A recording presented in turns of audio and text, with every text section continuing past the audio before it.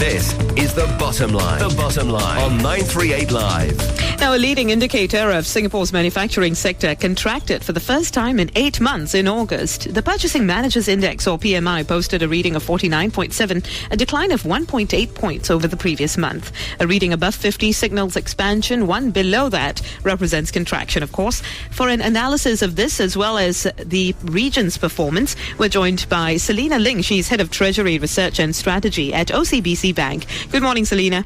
Morning. Now, what do you think the reason is behind the contraction in the August PMI? Is it just a blip or is there more to it? Well, it's certainly disconcerting to get a sharp drop like that back to the contraction territory. I mean, what we see on the global economy is that there's still some headwinds, although the US seems to be picking up some traction. Eurozone and Japan are still stagnating. China seems to be stabilizing with some targeted stimulus, but I think domestically Singapore also has some constraints. These include the high business costs and also, of course, the manpower situation. So I hope it's a blip, but if you look across the region, the PMI reads were also quite a mixed bag, suggesting there's some softening in global demand as well. So what is the way ahead then? Well, I think what it suggests for Singapore businesses really is that the outlook for manufacturing is still slightly murky. Although we are still penciling in a very modest pickup in terms of demand, but nevertheless, I think growth year on year is still going to be, in the low single-digit type of range. I think outside electronics, whose demand seems to be generally improving, the other sectors also seem to be in for kind of a sluggish period of recovery. Let's look at the region more closely. Manufacturing PMI data for China and India slipped, but they maintained their expansionary track. Indonesia and Australia fell into contraction. What does this say about the regional economies, really?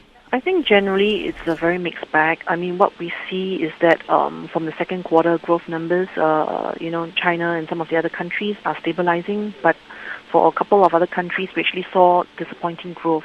I think going into the second half of the year, while the expectation is that there's still going to be some recovery story, it's going to be more a range-bound and very modest type of recovery story. There are some idiosyncratic risks, so we wouldn't say that it's a very strong conviction story across the board. What are the implications, very quickly, for Singapore businesses of these developments in the region? What it builds up to is that, possibly we are in a pipeline for orders going up into the peak traditional Christmas period. It does seem that it's not going to see a very sharp pickup as far as the manufacturing prospects are concerned.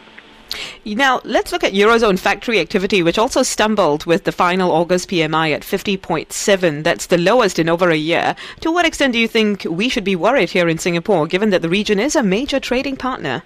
Well, we'll keep a close eye on the Eurozone. I mean, they are a key trading partner, like you mentioned. So, of course, if the global demand story was much stronger, I mean, that would be more positive for Singapore. I think part of it is from the geopolitical tension drag. I mean, Russia and Ukraine tensions. This idea of a tit-for-tat type of economic sanctions is obviously also affecting business confidence there. So we wait to see whether this is going to be transient, as in it's going to pass, or it's going to continue to deteriorate from here. How likely do you think the European Central Bank, or ECB, is to launch quantitative easing as widely speculated in its meeting tomorrow? How likely is it to announce it tomorrow? I think probably you have a 50-50 chance. I mean, if you look at the macroeconomic picture, you basically have stagnant growth, a credit slowdown story. The inflationary environment is actually trending towards disinflation. So there is some impetus for the ECB to do something. I think the previous LTROs and the TLTROs doesn't quite look like it's giving the big boost to the credit growth that they were hoping for. But I think the issue here really is that, markets are already primed for some policy action tomorrow. So German bond yields are already back below 1% at the 10-year tenor. So if they don't actually pull the trigger, whether it's a refi rate cut or some form of asset-backed securities purchase, maybe in the ABS market, then, you may actually see financial markets giving some gift back if there's actually disappointment on the policy front. Thanks very much, Selena. Selena Ling, Head of Treasury Research and Strategy at OCBC Bank.